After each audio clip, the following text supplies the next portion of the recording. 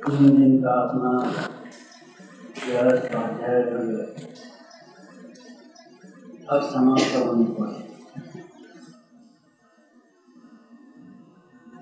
जैसे मैंने शायद पहले ही दिन कहा था, कुछ लोग दिल्ली से आए, एक व्यक्तिगत स्पष्टीकरण में दोहरा दूं। तीन दिनों में यदि किसी ने हमको प्रणाम किया हो, हमने उसको रिस्पांस में दिया हो, तो कोई गलत न समझे। कुछ मोतिया वगैरह बढ़ने के कारण हम देखते हैं, लेकिन सामने का ठीक दिखता नहीं। इसके कारण यह कई बार हो जाता है। इसके कारण ऐसा है कि हुआ हो और किसी के मन में इसके कारण दुख हुआ हो, तो मैं माफी पहले ही मांग लेता हूँ।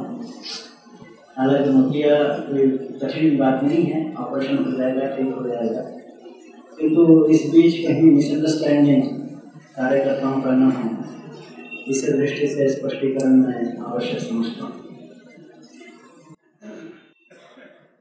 मुझे बताया गया है कि समारोह का भाषण करना है, किंतु अब तक जो कार्रवाई हुई उसके कारण अब कोई भाषण करने की आवश्यकता है ऐसा नहीं लगता। कहने योग्य जितनी बातें थी वो सारी कही गई है, ऐसा मैं समझता हूँ। खासकर इसलिए कि यहाँ हमारे प्रमुख समझदार कार्यकर्ता ही आए हैं। थोड़ा कहा और बहुत समझा, ऐसी जिनकी योग्यता है। भारतीय मजदूर संघ के रीति नीति में आजकल तो इस अर्थ में दूसरा शब्द गलत प्रचलित है, कल्चर बोलते हैं। चालू भाषा में कहा जाए तो बीएमएस कल्चर में, लेकिन यह शब्द गलत है। तो भारतीय मजदूर संघ की रीति नीति में पले हुए पुराने अच्छे कार्यकर्ता यहाँ एकत्रित है, और इसके कारण जितना कहा गया है उतना पर्याप्त है। कहने लायक सब कुछ कहा गया है और कुछ कहने की आवश्यकता नहीं, ऐसा मुझे लगता है। दूसरा कि जहाँ समझदार लोग एकत्रित आते हैं वहाँ बोलने के लिए शब्दों की ही आवश्यकता होती है, ऐसा भी नहीं। हमारे प्रोफेसर साहब ने एक घटना बताई थी कि दो बड़े पुरुष कार्लाइल और इमर्सन, इनकी मुलाकात हुई। कुछ निश्चित समय तक मुलाकात का समय था निश्चित। दोनों एकत्रित आने के पश्चात अपने अपने कुर्सी पर बैठ गए, एक दूसरे की तरफ देखते रहे। किसी ने एक शब्द उच्चारण नहीं किया। घड़ी में देखा, जब समय पूरा हो गया तो दोनों उठ गए। जाते समय इमर्सन ने कार्लाइल को श्रीमद् भगवद गीता का अंग्रेजी ट्रांसलेशन वो पुस्तक दे दी और चले गए। तो वहां बैठे हुए तीसरे आदमी ने कार्लाइल से कहा, तो भी आप दोनों इतने श्रेष्ठ पुरुष इतना समय तक इकट्ठा बैठे, आपका तो संभाषण तो कुछ हुआ ही नहीं, एंगेजमेंट टाइप के लिए थी। तो कार्लाइल ने कहा, हम तो बहुत आपस में संभाषण कर चुके। अब ये भी होता है, हमारे इधर कहा गया, गुरोस्तु मौनम व्याख्यान शिष्यो विच्छिन्न संशय। तो मौन यही व्याख्यान गुरु का है, किंतु उसके द्वारा शिष्य के सारे संशय दूर हो गए। ये उससे मेल खाने वाला ही वाक्य है। अब इस योग्यता के कार्यकर्ता यहाँ होने के कारण समारोह के रूप में और कुछ अलग विशेष कहने की आवश्यकता है, ऐसा हमें लगता है।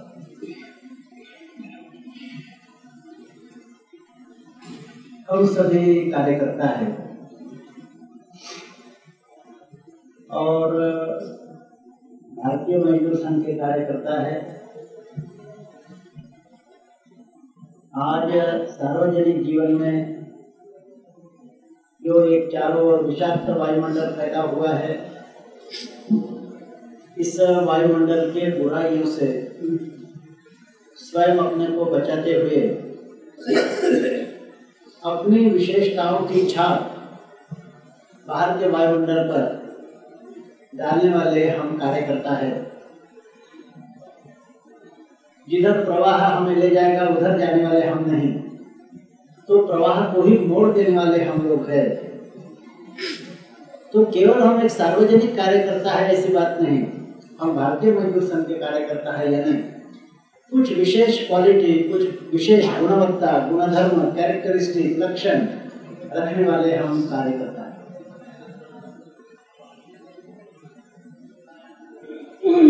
इसमें सबसे प्रमुख लक्षण बाहर के आदमी की दृष्टि से हमारे कार्यकर्ता का कुछ होगा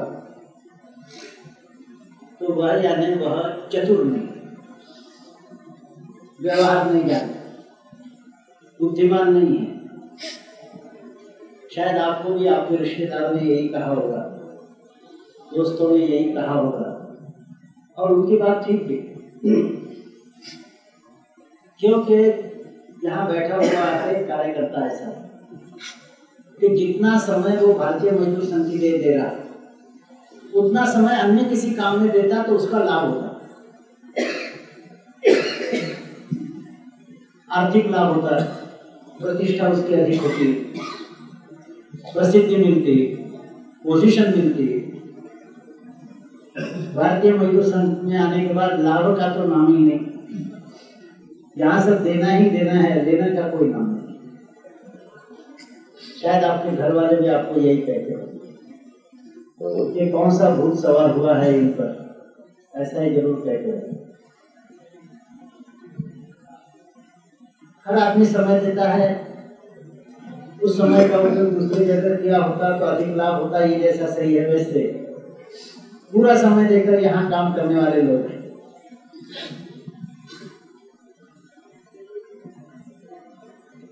अब उन्होंने इतना ही पूरा समय देकर अन्यत्र काम किया होता, कुछ मानधन उनको देने की व्यवस्था है, किंतु वास्तव में ये मानधन कुछ ही नहीं। जितना वो काम करते हैं उसके तुलना में भी मानधन कम है। उनकी जो योग्यता है उस योग्यता के तुलना में भी मानधन कम है। और सबसे आश्चर्य की बात है कि हम इधर मजदूरों के लिए नीड्स बेस्ड मिनिमम वेज की मांग करते हैं, आवश्यकता पर आधारित न्यूनतम वेतन, किंतु मुझे लगता है कि शायद ही कोई स्थान हो जहां भारतीय मजदूर संघ के होल टाइमर को मानधन के रूप में नीड्स बेस्ड मिनिमम वेज के समकक्ष मानधन मिलता हो। मुझे नहीं लगता कहीं मिलता हो। अब ये सारा होते हुए अच्छा प्रसिद्धि भी नहीं, पैसा भी नहीं, पदवी भी नहीं, कुछ नहीं, काम करते जा रहे हैं, तो स्पष्ट है कि देश में जैसे समान प्राणी एकत्र आकर एक समूह बनाते हैं, हर्ड अंग्रेजी में कहते हैं, हिंदी में क्या कहते हैं, हर्ड का मतलब होता है कि सब गाय जितनी है इकट्ठा आकर चरने के लिए जाती है, भैंसे जितने हैं इकट्ठा आकर चरने के लिए जाती है, हिरण जितने हैं इकट्ठा आकर चरने के लिए घूमने के लिए जाते हैं, झुंड। तो जैसे ये समान स्पीसीज के जानवर झुंड बनाकर इधर उधर घूमते हैं, वैसे ही देश में जिनके स्क्रू ढीले थे, अपर स्टोरी जिनकी भेकन थी, जिनको व्यवहार नहीं समझता था, पागल लोग थे, ऐसे पागल प्राणी इकट्ठा आए, झुंड बनाई, और उस झुंड का नाम भारतीय मजदूर संघ है, ऐसा लगता है। और मैं जो कह रहा हूँ आप अपने किसी भी रिश्तेदार को पूछिए, वो मेरे से सहमत होगा। तो पागलपन जिसके अंदर है वही भारतीय मजदूर संघ में रह सकता है। बुद्धिमान आदमी भारतीय मजदूर संघ में नहीं रहेगा, यह तो स्पष्ट है। तो भी हम काम कर रहे पागलपन के कारण। क्यों कर रहे? एक तो ऐसा दिखाई देता है कि दुनिया में जितने ही बड़े और श्रेष्ठ कार्य हुए हैं वो व्यवहार चतुर लोगों के द्वारा नहीं हुए, पागल लोगों के द्वारा ही हुए। व्यवहार चतुर लोगों ने जिसको पागलपन कहा, ऐसे ही लोगों के द्वारा बड़े बड़े काम हुए। अकबर का इतना बड़ा साम्राज्य था, उसको चैलेंज प्रताप सिंह ने दिया, राणा प्रताप ने दिया। अब ये मूर्खता थी अकबर को चैलेंज करना, साम्राज्य सत्ता को, यानी पत्थर की दीवार पर अपना सर फोड़ लेना था। मानसिंह आदि लोग जो थे वो बड़े व्यवहार चतुर थे, वो जानते थे कि जिस दिशा में हवा बहती होगी उधर ही पीठ अपनी घुमाना चाहिए। अब ये पागलपन की सनक सवार हो गई, अपना स्वयं भी बर्बाद हुए, परिवार को बर्बाद किया राणा प्रताप ने, और यहाँ तक बर्बाद किया कि राजा होते हुए भी जंगल में घूमना पड़ा। और एक घटना यह आती है कि बच्चों को भूख लग गई, घास की रोटियां, 2 रोटियां बनाकर पत्नी ने रखी थी, लेकिन वो भी बीच में बिल्ली आकर वो रोटियां उठाकर चली गई। बच्चे जब रोने लगे देखते हैं तो वो घास की रोटियां भी उठाकर बिल्ली चली गई। तो रोते हुए बच्चों को देखकर बड़ा दुख हुआ होगा। अब किसने ये सारा करने के लिए कहा था? मानसिंह सुख से रह सकता था, प्रताप सिंह में सुख से रहने में कौन सी आपत्ति थी? मानसिंह को पैसा भी मिलता था, प्रतिष्ठा भी मिलती थी, आराम से रह सकते थे। अब इसको क्या पागल कुत्ते ने काटा था कि ये पत्थर की दीवार पर अपना सर चकराता रहा। आज सुबह हमने एक उल्लेख किया था अपने पूज्य गुरुओं के बलिदानों का, जिसमें एक तो और विशेष घटना आती है कि दशम गुरु गोविंद सिंह जी ने स्वयं अपने पिता को आत्म बलिदान करने के लिए प्रवृत्त किया और अपने बच्चों को भी मरवाया। मैंने स्वयं बलिदान करना तो है ही, लेकिन ऊपर की पीढ़ी और नीचे की पीढ़ी उसको भी तकलीफ दी। ये बुद्धिमान आदमी का काम नहीं। व्यवहार चतुर आदमी कहता नहीं किसी का भी शासन रहे, करना क्या है, ईट ड्रिंक एंड बी मेरी, आराम से रहो। यावत जीवे सुखम जीवे तृणं कृत्वा घृतं पिबेत्। जब तक जीना है तब तक सुखद जीना, कर्जा करते हुए भी जीना। भस्मीभूतस्य देहस्य पुनरागमनं कुतः। एक बार यदि हमारे देह की राख हो जाएगी फिर से तो आएंगे नहीं, तो जब तक जिंदा है तब तक आनंद करो। वास्तव में बुद्धिमान आदमी की फिलॉसफी यही होती है कि जब तक जीवित है तब तक आनंद करो। किंतु ये सब लोगों को जचने वाली फिलॉसफी नहीं, खासकर पागल लोगों को जचने वाली फिलॉसफी नहीं, ऐसा दिखता है। केवल हमारे ही देश में नहीं, दुनिया में कहीं भी जो बड़े और श्रेष्ठ कार्य हुए हैं वो पागल लोगों के आधार पर ही हुए, ऐसा दिखता है। अब दुनिया में सबसे बड़ी संख्या ईसाइयों की। हम वो जीसस क्राइस्ट की ईसाइयत को अमेरिकन डॉलर की ईसाइयत के साथ कंफ्यूज न करें। ये 2 अलग अलग ईसाइयत, ये पॉलिटिकल ईसाइयत है और वो आत्म बलिदान की ईसाइयत है। अब यह जीसस क्राइस्ट की ईसाइयत किस तरह पड़ी? अकेला आदमी था, केवल 12 शिष्य उसके साथ थे। उनमें से एक ने धोखा दिया, दूसरे ने कहा मैं इसको पहचानता ही नहीं, और फिर इतना विस्तार उनके सिद्धांत का हुआ। काहे के आधार पर हुआ? वह बलिदान के आधार पर हुआ। लगातार सिद्धांत पर विश्वास रखते हुए और किसी पागलपन की प्रेरणा के कारण लोग बलिदान करते हैं। 3 शताब्दी पहले का एक उदाहरण आता है। किस तरह की वृत्ति असली ईसाइयत बनने के लिए कारण थी। एक उदाहरण आता है, साउथ सीज में एक द्वीप है, उस समय था, जिसमें अमेरिका और यूरोप के जो कुष्ठ रोगी लेपर्स, उनको भेजा जाता था। वहां और कोई नहीं था, केवल लेपर्स कॉलोनी, कुष्ठ रोगियों की कॉलोनी वहां थी। पोप साहब का सर्कुलर आया सभी चर्चेस में कि भाई वो फलाना द्वीप है, वहां केवल लेपर्स ही रहते हैं, स्वाभाविक रूप से वहां और कोई जाता नहीं। लेकिन हमारे मन में चिंता है, वो लेपर्स भी तो मनुष्य है, उनको भगवान के संदेश से वंचित रहना पड़ रहा है, क्योंकि भगवान का संदेश देने वाला वहां कोई नहीं पहुंचा, उनमें भी कोई नहीं है। तो क्या कोई इस बात के लिए तैयार होगा कि वहां जाए, उन कुष्ठ रोगियों के साथ जीवन बिताए और उनको भगवान का संदेश दे? क्या इसके लिए कोई तैयार है आपके जुरिडिक्शन में? इस तरह का सर्कुलर सभी चर्चेस को पोप साहब का गया। बेल्जियम में एक चर्च में यह पढ़ा गया, सुनने वालों में एक 19-20 साल का जवान लड़का था, अपने पिता का एक ही लड़का, श्रीमान परिवार का, और श्रीमान होने के कारण कुछ काम नहीं करना पड़ता था खुद, इसलिए बहुत ही कोमल नाजुक इस तरह का लड़का। जैसे ही प्रार्थना समाप्त हुई तो ये बिशप के पास पहुंचा, कहा कि मैं वहां जाऊंगा। बिशप ने कहा कि तुम क्या बोल रहे हो, तुम्हारे ख्याल में है जीवन भर वहां रहना? बेल्जियम में जो सुख सुविधाएं हैं आधुनिक, वो वहां उपलब्ध नहीं होगी, जंगल में रहने के जैसा वहां होगा।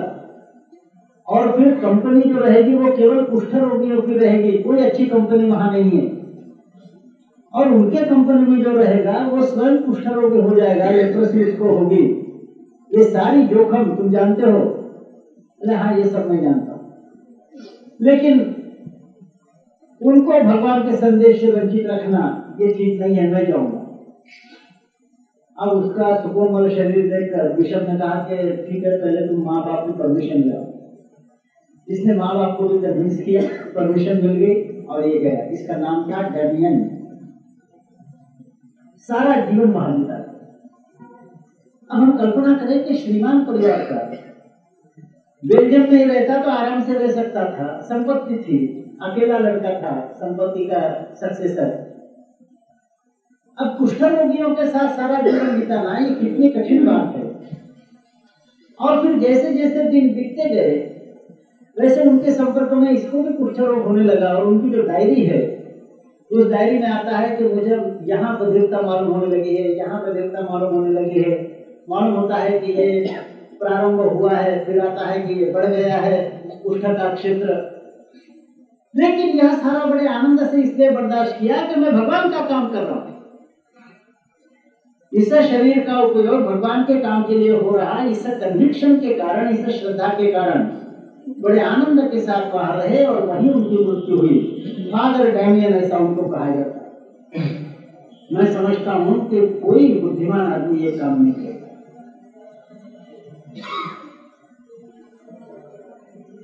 जैसे मैंने कहा कि जितने रिलीजन्स है उनका असली स्वरूप और पॉलिटिकल स्वरूप, इसमें फर्क करना चाहिए। जीसस क्राइस्ट की ईसाइयत, अमेरिकन डॉलर की ईसाइयत जो आज देशद्रोही कार्रवाइयां कर रही, ये अलग अलग बातें। जो असली सिद्धांत है वह कैसे पनप सका, कैसे विस्तार हुआ, यह हम देख रहे हैं। इस्लाम की यही बात। एक समय सच्चा इस्लाम बढ़ा, सच्चा इस्लाम बढ़ा। आज पेट्रोल ऑयल वाला इस्लाम है, वो अलग इस्लाम। सच्चा इस्लाम कैसे बढ़ा? मैं रेलवे में प्रवास कर रहा था, हमारे कंपार्टमेंट में 4 बरस रात का समय था। तो 2 सज्जन आपस में बोल रहे थे, उन्होंने हम लोगों का दोनों का परिचय भी कर लिया। एक कोने में एक सूट बूट वाला आदमी बैठा था, एक खिड़की के पास में बैठा। अब ये दोनों की चर्चा चली, मीनाक्षीपुरम की चर्चा उन दिनों में बहुत जोर से चल रही थी कि पेट्रोल डॉलर आ रहा है, धर्मांतर हो रहा है इसका, वगैरह वगैरह, काफी गालियां वगैरह उन्होंने दी। वो बोल रहे थे, इतने में वो जो बाजू में सूट बूट पहना हुआ जवान आदमी था वो बोल पड़ा। उसने कहा कि माफ करना, मैं मेरा परिचय कर देता हूँ। तो क्या है, उसने कहा कि मेरा नाम सैयद है। जैसा उसने कहा तो ये दोनों एकदम क्या कहते हैं, सहम गए, दोनों सहम गए। कह रहे ये सैयद यहाँ बैठा है और हम इतनी गाली गलौज कर रहे हैं। तो उसने कहा कि नहीं, इसमें कोई संकोच करने की बात नहीं है, आपकी भावनाएं मैं समझ सकता हूँ, और शायद आपके स्थान पर मैं होता तो मैं भी इसी भाषा का प्रयोग करता है जिस भाषा का प्रयोग आपने किया है। लेकिन मुझे लगता है कि आप इस्लाम को मिसअंडरस्टैंड कर रहे हैं। पेट्रोल डॉलर के सहारे सच्चा इस्लाम बढ़ता नहीं। और उसने एक शेर बताया, हमने वो तुरंत डायरी में लिख दिया, हमने कहा बाद में भूल जाएंगे। तो उसने कहा कि ये पेट्रोल डॉलर के कारण बढ़ने वाला जो है वो पॉलिटिकल इस्लाम है, वो ओरिजिनल इस्लाम नहीं। जो ओरिजिनल इस्लाम है वह पैसे के सहारे नहीं बढ़ता। कैसे बढ़ता है? आपने करबला की घटना सुनी होगी। करबला की बड़ी ऐतिहासिक घटना है। हुसैन साहब के साथ केवल 72 लोग, बच्चे बूढ़े महिलाएं सब लेकर केवल 72 लोग, वालुकामय प्रदेश, पीने के लिए पानी नहीं, थोड़ी दूरी पर सामने करबला नदी बह रही। लेकिन नदी तक इसलिए नहीं जा सकते कि शत्रुओं की सेना, जिसके सेनापति यजीद यह थे, उसका कैंप वहां लगा हुआ और शत्रुओं की सेना की संख्या ज्यादा है। और यजीद ने भी यह सोचा कि सीधा हमला करेंगे नहीं, ये भूखे पैसे कहां कब तक रहेंगे, प्यास बहुत लगेगी तो आखिर करबला का पानी पीने के लिए आगे बढ़ेंगे। जैसे आगे बढ़ेंगे तो बीच में उनका रास्ता रोककर उनको काट डालेंगे, इसलिए वो राह देख रहा। ये बात कर लोग प्यास से तड़प रहे। अब उसमें बच्चे भी थे, बूढ़े भी थे, महिलाएं भी थी। वास्तव में जिस उत्तरांचल में हरियाणा आता है, उस उत्तरांचल के हरियाणा के लोग यदि उस 72 लोगों में होते तो उनके सामने समस्या ही खड़ी न होती। वो क्या है, हुसैन साहब को छोड़ दिया, यजीद साहब के पीछे चले गए, क्या देर क्या लगती है।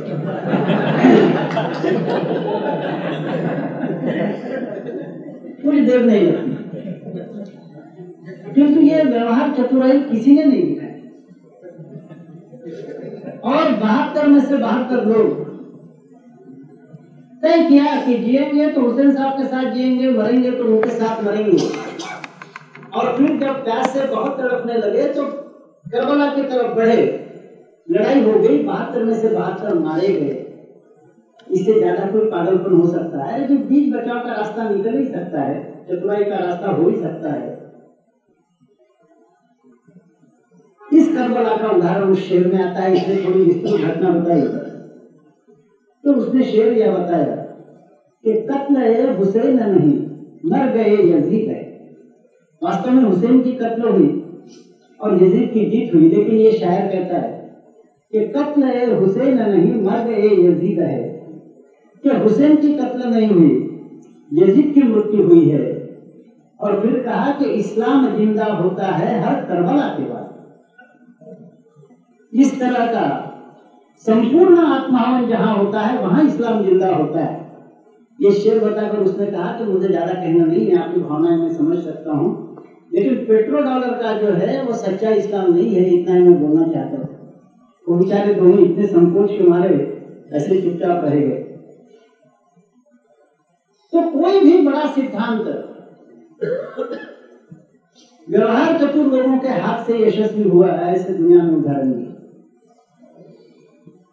ये जो यश है पेट्रोल डॉलर का वो अलग है, ये पॉलिटिकल बात है। नॉर्थ ईस्ट रीजन में जो चलता है वो पॉलिटिकल बात है। किंतु वो सिद्धांत यदि बड़ा है तो वह केवल पैसे के सहारे और व्यवहार चतुर लोगों के सहारे ऊपर गया है, ऐसा कभी भी हुआ नहीं। हमारे इतिहास में तो ऐसे ढेर उदाहरण पड़े हुए हैं।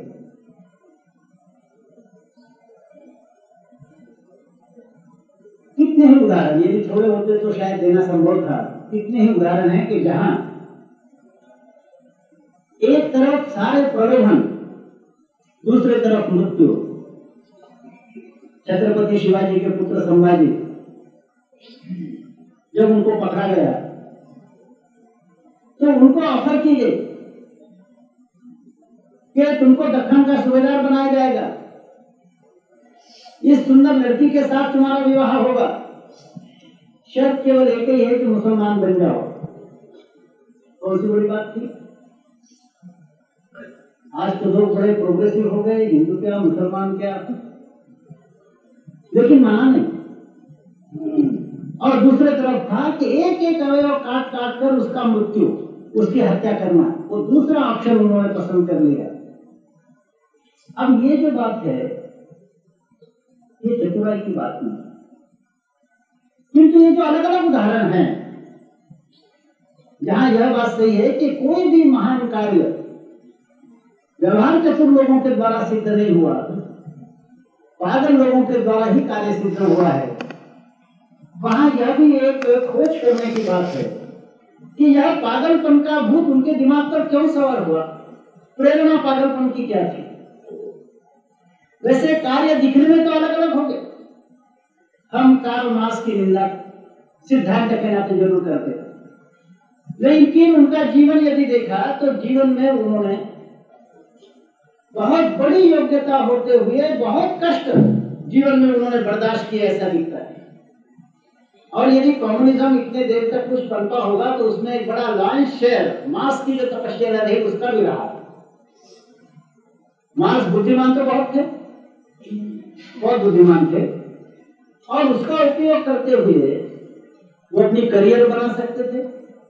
मार्क्स से छोटे आदमी यदि मिनिस्टर और प्राइम मिनिस्टर बन सके, मार्क्स तो बहुत बड़ी योग्यता के, करियर की तरफ उनका ध्यान नहीं था। और जो अपने जीवन कार्य में लग गए तो पैसा ही नहीं साथ में रहता। कभी कभी उनके मित्र एंजल्स उनको पैसा भेजते थे। तो एक समय की घटना है कि उनकी लड़की मर गई। लड़की मर गई तो लड़की का कफन खरीदने के लिए मार्क्स के पास पैसा नहीं। मार्क्स की पत्नी एक छोटी सी सर्विस नजदीक करती थी, उसके पास भी पैसा नहीं रहता था। जो सर्विस से पैसा आता था परिवार में हर दिन खर्च होता था। तो लड़की का प्रेत घर में पड़ा हुआ, कफन खरीदने के लिए पैसा नहीं, और मार्क्स की इज्जत कितनी थी उस समय, तो 4 लोगों के पास जाकर कफन खरीदने के लिए जितना पैसा चाहिए उतना पैसा उधार लाने की क्षमता भी मार्क्स की नहीं थी। इतनी भी क्रेडिट उनकी नहीं थी। आखिर पत्नी बाहर गई, कुछ लोगों के पास पहुंची, पैसा लाया, कफन लाया, उसका दफन किया गया। अब ये कितने दुख की बात है।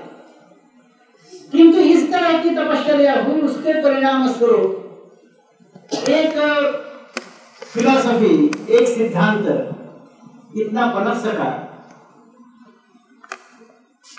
तो हर सिद्धांत के पनपने में कुछ व्यवहार चतुरताहीन लोगों का पागलपन यह उसके लिए कारण होता है। किंतु यह पागलपन क्यों सवार होता है, प्रेरणा स्रोत क्या है? लोग तो अलग अलग है। एक नाम मार्क्स का लिया, एक हुसैन का लिया, एक फादर डैमियन का लिया, एक अपने गुरुओं का लिया, एक संभाजी का लिया। अलग अलग कामों के लिए उन्होंने आत्म बलिदान किया, ऐसा दिखता होगा। लेकिन इनमें कुछ कॉमन फैक्टर है कि नहीं? इन सबका प्रेरणा स्रोत क्या है? यह प्रेरणा स्रोत है उत्कट प्रेम। उत्कट प्रेम किसी न किसी सिद्धांत के विषय में, किसी न किसी आदर्श के विषय में, किसी न किसी ध्येय के विषय में उत्कट प्रेम, यह कॉमन फैक्टर सबके अंदर। उत्कट प्रेम था इसलिए फादर डैमियन हुए, उत्कट प्रेम था इसलिए हमारे गुरु हुए, उत्कट प्रेम था इसलिए करबला हुआ, उत्कट प्रेम के कारण मार्क्स की यह हालत हुई। उत्कट प्रेम यह है, कॉमन फैक्टर सब में दिखाई देता है। किसी ध्येय के विषय में, आदर्श के विषय में उत्कट प्रेम। हमारे सामने भी इस तरह का प्रेरणा का स्रोत है, प्रेरणा का स्रोत है, और वह है हमारी राष्ट्रभक्ति, राष्ट्र प्रेम। यह तो ठीक है कि भारत यह एक राष्ट्र ऐसा है, जैसा कल मैंने कहा कि यह मानव धर्म के लिए, विश्व बंधुत्व के लिए बेस ऑफ ऑपरेशन ऐसा एकमात्र राष्ट्र दुनिया का हो सकता है। ऐसा यह हमारा भारत, इसके प्रति उत्कट भक्ति, यहाँ के एक एक धूलि के कण के प्रति, नदी के एक एक बूंद के प्रति, एक एक पेड़ के प्रति, पहाड़ी के प्रति, हर एक मनुष्य के प्रति, यहाँ तक के यहाँ के प्राणियों के प्रति एक उत्कट प्रेम, यही प्रेरणा स्रोत हमारे पागलपन का है।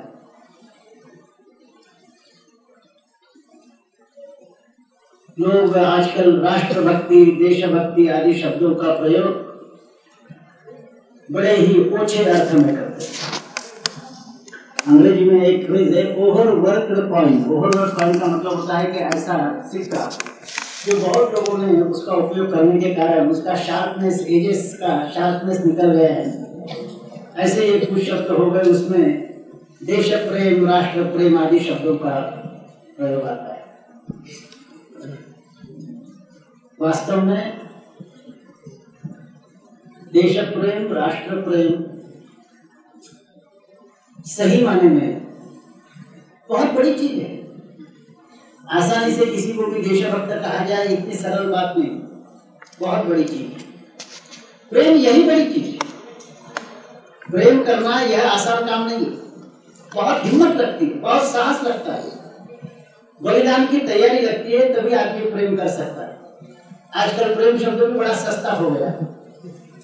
कोई भी कहता है कि मैं प्रेम कर रहा हूँ, हम कहते हैं तुम सच्ची प्रेम करते हो तो हम तुम्हारे चरण छूना चाहते हैं, लेकिन हम जानते हैं कि सच्चा प्रेम क्या है, इसका मतलब भी उसको पता नहीं। हमारे यहाँ प्रेम के विषय में बड़े गहराई से सोचा गया है। सभी बातों के बारे में हमारे ऋषियों ने सोचा, प्रेम के बारे में भी बड़े गहराई से सोचा है और कहा कि इसकी परिभाषा होनी चाहिए। तो प्रेम यानी भक्ति, भक्ति यानी जो विभक्ति नहीं, जहां विभक्तता समाप्त हुई वह भक्ति, माने प्रेम विषय के साथ एकात्मता। और उसकी क्या परिभाषा है, तो हमारे यहाँ इस शास्त्र के प्रवक्ता नारद है, उन्होंने कहा कि भाई मेरे पूर्व सूर्यों ने भक्ति की, प्रेम की परिभाषा की है, मेरी परिभाषा थोड़ी भिन्न है। वह परिभाषा उन्होंने दी। तदर्पिता नारदस्तु, मैंने पहले पूर्व सूर्यों की परिभाषाएं दी और बाद में कहा कि नारदस्तु तदर्पिता अखिलाचरिता तद विस्मरणे परमो व्याकुलता है, माने अकॉर्डिंग टू नारद प्रेम यानी क्या है, तो तदर्पिता अखिलाचरिता, अपने सारे व्यवहार उसको अर्पण करना, सारी हलचल उसको अर्पण करना, और तब विस्मरण में परमो व्याकुलता। और यदि इत्तेफाक से एक बात बोलने के पश्चात श्रोता को उसका क्या असर होगा, जब भाग कर वो अगला वाक्य बोले। जैसे उन्होंने कहा कि तदर्पिता अखिलाचरिता, अपने सारे व्यवहार उसको अर्पण करना और उसके विस्मरण के कारण बेचैनी मन में पैदा होना, वो समझ गए कि कॉमन मैन इसको याद पता लगेगा। क्योंकि सामान्य व्यवहार तो यही है कि जो अपना प्रेमी है उसका विरह यदि हुआ तो स्मरण करते करते आदमी बेचैन होता है, भूले गए तो फिर बेचैन होने का कारण क्या? शायद आजकल जो शब्दावली फ्राइड साहब ने निकाली है उसके मुताबिक इसका मतलब समझना सरल है कि यह जो प्रेम है यह केवल कॉन्शियस माइंड के लेवल पर नहीं है, यह सबकॉन्शियस माइंड के लेवल पर गया है, अनकॉन्शियस माइंड के लेवल पर पहुंच गया है। यह आपके शब्दावली में तो समझना सरल है, लेकिन वैसे सामान्य आदमी समझ नहीं सकता कि भूले यदि गए है प्रेम विषय को, तो फिर बेचैनी क्यों? इसलिए दूसरा सूत्र उनका आता है, अस्ति एवं अस्ति एवं, ये ऐसा ही है, ये ऐसा ही। इसका मतलब है उन्होंने भांप लिया है कि आप विश्वास नहीं करो, इसलिए दूसरा वाक्य है अस्ति एवं अस्ति एवं। फिर शायद उन्होंने सोचा कि सुनने वाला कहेगा कि आपने अस्ति एवं कहने से हो गया, वो इसके उदाहरण है। तो अगला सूत्र आता है, यथा व्रज गोपी का नाम, जैसा व्रज के गोपियों का था। अस्ति एवं यथा व्रज गोपी का नाम, नास्ति तत्र महात्म्य विस्मृत्यपवाद दोषः। गोपियों का कृष्ण के साथ जो प्रेम था, उसमें यह दोष नहीं था कि कृष्ण यह भगवान है, यह भूल कर, और कृष्ण यानी सर्वसामान्य जवान है, यह समझ कर ही वो प्रेम कर रहे थे शारीरिक स्तर पर। ऐसी बात नहीं थी। प्रेम अति उत्कर्ष था, यह समझते हुए कि इसका महात्म्य क्या है या इसका ईश्वर स्वरूप है, यह समझ कर ही वह प्रेम था। अन्यथा जारा नाम, यदि ऐसा न होता तो उस प्रेम का स्वरूप, आजकल जिसको इलिसिट लव कहते हैं, पहले जार कहते थे, यार शब्द से जार शब्द से यार शब्द हुआ है, बहुत लोग जानते हैं। जार का मतलब होता है इलिजिटिमेट लवर, और जार शब्द से यार शब्द निकला, लेकिन आपको चल पड़ा, सभी एक दूसरे को यार कहते हैं। तो अन्यथा जारा नाम नहीं तो केवल इलिसिट प्रेम का ही स्टेटस उसको प्राप्त होता। अब दोनों में अंतर क्या है, ऐसा दूसरा आदमी पूछ सकता है कि सर्वसाधारण लवर बिलवेड का प्रेम, गोपियों का कृष्ण के साथ प्रेम, इसमें अंतर क्या है? दोनों तो एक ही है। वो अंतर बताते समय उन्होंने वह बात कही जो भक्ति शास्त्र में एक सर्वोच्च बात मानी गई। वो कहते हैं कि नास्ति तस्मिन् तत् सुख सुखित्वम्, जो सर्वसाधारण लवर बिलवेड का प्रेम हम ऐसा जिसको कहते हैं, उसमें तत्सुख सुखित्वम नहीं। तत्सुख सुखित्वम का मतलब होता है कि उसके सुख में मेरा सुख है। ऑर्डिनरी लवर बिलवेड के प्रेम में अपने सुख के लिए हम दूसरे के साथ प्रेम करते हैं, और अपने सुख का साधन इस नाते दूसरे पर हम प्रेम करते हैं। नवारे जाया जाया या कामाय आत्मनस्तु कामाय जाया प्रिया भवति, कि पत्नी के लिए हम पत्नी पर प्रेम नहीं कर रहे फॉर हर ओन से, मेरे सुख का एक साधन इस नाते हम पत्नी पर प्रेम करते हैं। किंतु यहाँ कहा कि ऐसा नहीं, अपने सुख का साधन कृष्ण है ऐसा समझकर उन्होंने प्रेम नहीं किया। अपने सुख का विचार नहीं, अपने दुख का विचार नहीं, तो तत्सुख सुखित्वम्, उसके सुख से मैं सुखी हो रही हूँ, यह विचार।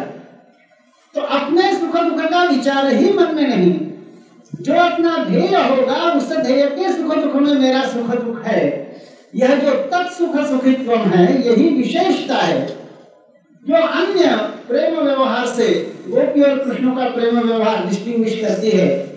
नारद ने इस तरह की परिभाषा की। यह तत्सुख सुखित्वम्, यह सच्चा प्रेम, सच्चा प्रेम है तत्सुख सुखित्वम्।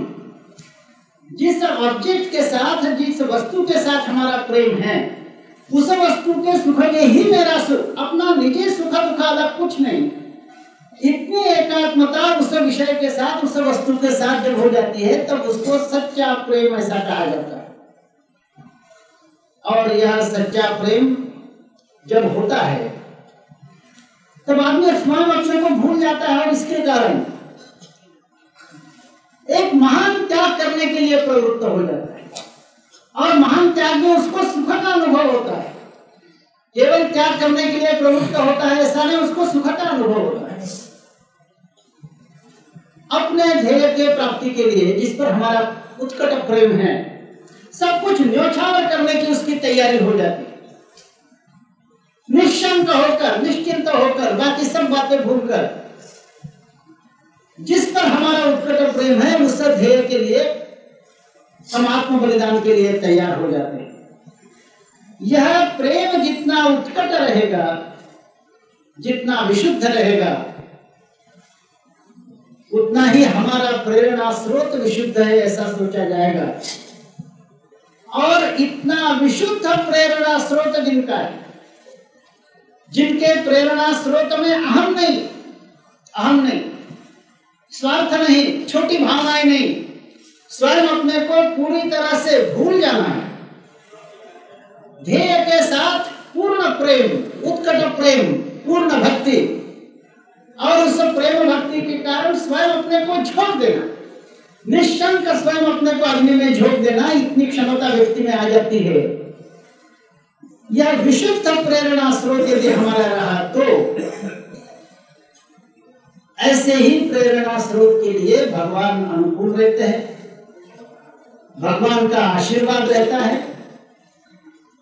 जैसे सुबह भी कहा कि सत्य संकल्प का दाता भगवान होता ही है, और इसके कारण पांचवा जो फैक्टर उद्घाटन के भाषण में मैंने कहा था कि दैवम चैवात्र पंचमम, यह पांचवा फैक्टर भी स्वाभाविक रूप से अनुकूल होता है। स्वाभाविक रूप से जितना हमारा मोटिवेशन प्योर रहेगा, मोटिवेशन जितना प्योर रहेगा, उतनी दैव की अनुकूलता हमारे साथ रहेगी। अब इन सब बातों को ध्यान में रखकर हम यहां से जा रहे हैं। 5 फैक्टर्स उद्घाटन के भाषण में बताए थे कि ये यदि रहे तो फिर कार्य सिद्धि अवश्य होती है, यश अवश्य मिलता है, ऐसा भगवान ने कहा है। अधिष्ठानम तथा कर्ता करणंच पृथक विधम विविधाश्च पृथक चेष्टा दैवम चैवात्र पंचमम। 5 फैक्टर्स के आधार पर यश सिद्धि है, ऐसा भगवान ने कहा। हमने सभी फैक्टर्स पर विचार किया। अधिष्ठान क्या है, आइडियोलॉजी क्या है, इस पर भी विचार हुआ। कर्ता कार्यकर्ता कैसा रहना चाहिए, इस पर विचार हुआ। करणंच पृथक विधम, हमारे कार्य के जो विविध साधन है, हमारे यूनियन साथी, उनको कैसे मजबूत बनाना, इस पर विचार हुआ। विविधाश्च पृथक चेष्टा, जो अलग अलग कार्यकलाप हमने हाथ में लेने हैं, करने हैं, चलाने हैं, वो शास्त्रीय ढंग से उनके बारे में कैसे सोचना, इसका भी विचार किया। और फिर यह जो 5वां फैक्टर है दैवम चैवात्र पंचमम, यह 5वां फैक्टर हमारे लिए अनुकूल ही रहे, इसकी गारंटी किस बात में है, कार्यकर्ता के मनस्थिति में इसकी गारंटी है, यह भी विचार किया। 5 फैक्टर्स का सम्यक विचार, विस्तृत विचार इस वर्ग में हुआ है। यह सारा विचार यदि हम साथ में लेकर चलते हैं तो अपने क्षेत्र में अच्छे या बुरे, सुखद या दुखद, मीठे या कटु, कैसे भी अनुभव आए तो भी उसके कारण, जैसे मैंने प्रारंभ में कहा कि तात्कालिक यश से न टूटते हुए, तात्कालिक अपयश से निराश न होते हुए, स्थित प्रज्ञ के समान एक एक कदम हम आगे बढ़ते जाएंगे। और क्योंकि ये 5 फैक्टर्स का पूरा विचार करते हुए हम चल रहे, निश्चित रूप से हम यशस्वी हो गए, यह शास्त्रीय आधार पर कहा जा सकता है। मेरा ख्याल है कि इस समय इतना ही कहना पर्याप्त होगा।